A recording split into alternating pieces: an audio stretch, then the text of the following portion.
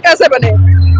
Doctor Baba Saheb Ambedkar की दान है कि मैं डॉक्टर के पोस्ट पे आज बैठा हूँ। अगर बाबा साहेब नहीं होते, शिक्षा का अधिकार ना दिलाते, अगर बहुजन समाज में पैदा हुए, अगर महापुरुष इतना संघर्ष नहीं करते तो आज मैं इस पोस्ट पे नहीं होता। यहाँ तक कि अपने जैन अभिचंद जैन जी यहीं रहते हैं। यस। आज के दिन को किस तरह से देखते हैं, क्या महत्व है? बहुत बढ़िया महत्व है आज का दिन। क्या मैं थोड़ा सा बताएं?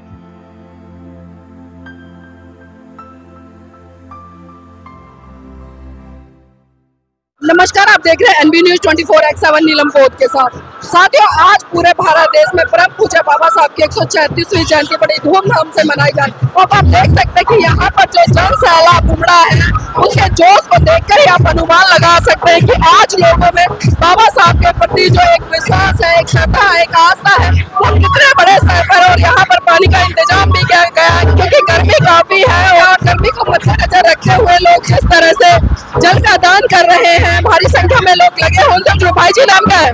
मनीष कराड़िया। मनीष जी, आज बाबा साहब की जयंती है तो किस तरह से देख रहे हैं इसको? क्या ये जो पानी का दान कर रहे हैं, क्यों कर रहे हैं? बाबा भीमराव अम्बेडकर की वजह से, उनके लिए कर रहे हैं। मन में उनके लिए काफी आपके जीवन में क्या योगदान है उनका? बहुत योगदान है। मेरी स्टडी वगैरह जो भी करी है उनके लिए, उनकी वजह से किया। तो देखिए, काफी थोड़ा व्यस्त है और भीड़ भाड़ में लगे हुए हैं। भाई जी नाम क्या है?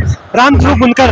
रामरूप जी, हम देखते थे कि बाबा साहब ने महान आंदोलन किया, लोगों को पानी पीने का अधिकार नहीं था और आज आप मीठा पानी जल जीरा बांट रहे हो, तो कैसा लग रहा है? बहुत ही अच्छा लग रहा है, बहुत अच्छा लग रहा है, खूब खुशी महसूस हो रही है। तो बाबा साहब की जयंती पर क्या संदेश देंगे लोगों को? हम यही करें, सब भाईचारा बना के रखें और संविधान का पालन करें ताकि अपन में कोई ऐसा विखंडन नहीं हो, ताकि भविष्य वो दिन नहीं देखने पड़े। तो चलिए, यहाँ पर देखिए बाबा साहब के रूप में एक बच्चे को भी तैयार किया गया है। आपका नाम क्या है? कृष्णा मौर्य।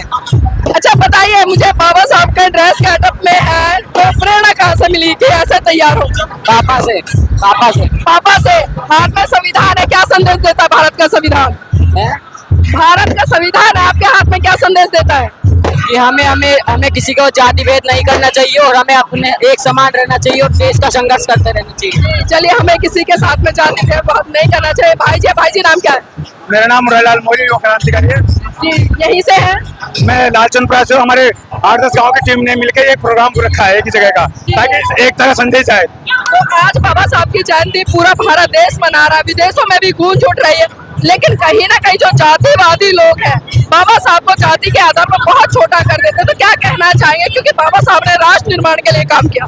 बाबा साहब का जो संविधान है वो सभी के लिए समानता का रखा गया है और सभी लोग एकता का एक परिचय दे रहे हैं। हम सब लोग इसमें 36 कौम है, राजपूत भी है, जाट भी है, बड़ाई भी है, सूट चमारा सभी है। तो बाबा साहब ने सभी समानता का अधिकार दिया।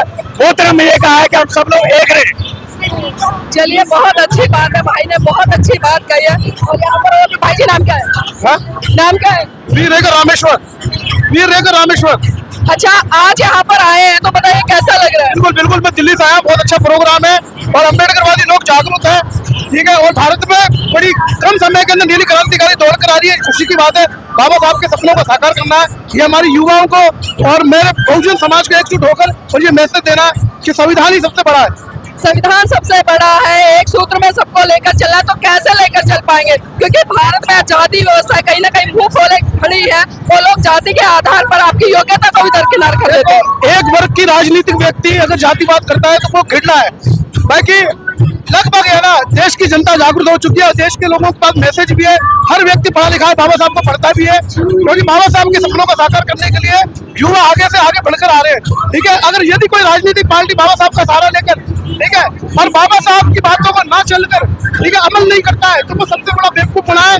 इसलिए भारत का एकदम देश का संविधान होना बहुत जरूरी है और भारत का देश का संविधान हमेशा बना रहेगा। जी, हमारे देश के माननीय प्रधानमंत्री जी विदेश में जाते तो कहते मैं बुद्ध की धरती भारत से आया हूँ, लेकिन जी जब ऐसा है, प्रधानमंत्री जी की बात करो ना तो दुनिया जानती है कि वो कैसे बोलते हैं और कैसे करते हैं, ठीक है। मनुवादी सोच है उन लोगों की, और जब मनुवादी सोच का व्यक्ति होगा ना तो वो कभी भी है ना बहुजन समाज को एकजुट करके साथ में ले नहीं सकता, क्योंकि उनका एक ही मकसद है कि राजनीतिक विषय और कुछ नहीं। चलिए, बहुत बहुत साधुवाद हमारे साथ जुड़ने के लिए। तो हम यहाँ पर और भी लोगों से जुड़ने का प्रयास करेंगे। तमाम लोग यहाँ पर पुष्पों की बौछार कर रहे हैं और कहीं ना कहीं जो खुशी है आज के दिन की उसको बयां कर रहे हैं अपने अपने माध्यम से। यहाँ कुछ लोकल लोग हैं, मैं उनसे भी जुड़ने का प्रयास करूँगी, क्योंकि ये लोग तो जो जयंती मना रहे हैं। भाई जी नाम क्या है?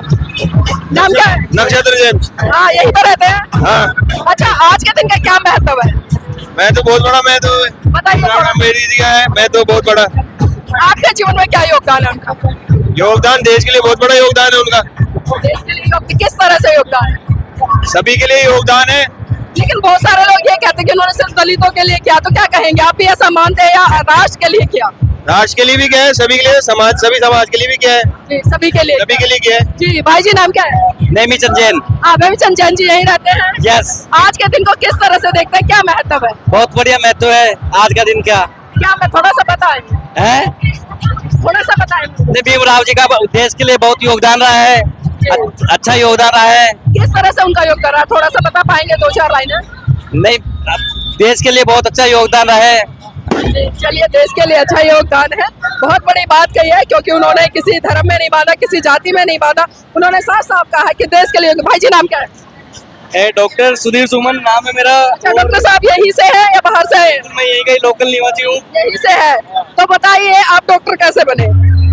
डॉक्टर बाबा साहेब अम्बेडकर की दान की मैं डॉक्टर के पोस्ट पे आज बैठा हूँ। अगर बाबा साहेब नहीं होते, शिक्षा का अधिकार ना दिलाते, अगर बहुजन समाज में पैदा हुए, अगर महापुरुष इतना संघर्ष नहीं करते, तो आज मैं इस पोस्ट पे नहीं होता। यहाँ तक कि अपने जो MP MLA हैं, अपने जो IAS अधिकारी तक की सबसे बड़ी पोस्ट इंडिया की, वो भी बाबा साहेब अम्बेडकर के संविधान की देन है। आज चाय बेचने वाला अगर अपने आप को प्रधानमंत्री बोलता है, तो वो भी एक संविधान की देन है।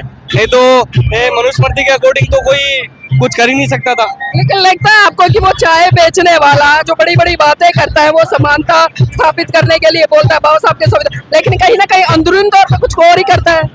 वो RSS की पैदाइश ही है, वो है ना 1925 में जो बना हुआ RSS है, और बनाया हुआ वो कांग्रेस का ही है। मैं ये कांग्रेस और बीजेपी दोनों को एक ही मानता हूँ। ये सांपनाथ नागनाथ ही है। साहब कांचीराम ने तो कहा है कि कांग्रेस एक डूबती हुई नाव है, अगर इसमें कोई सवार होगा तो वो बिल्कुल डूबेगा, और हरी घास में छुपा हुआ हरा सांप ही है, ये आपको काट भी लेगा और दिखाई भी नहीं देगा। मतलब विश्वास नहीं है उन लोगों पे? विश्वास नहीं, बिल्कुल भी नहीं है।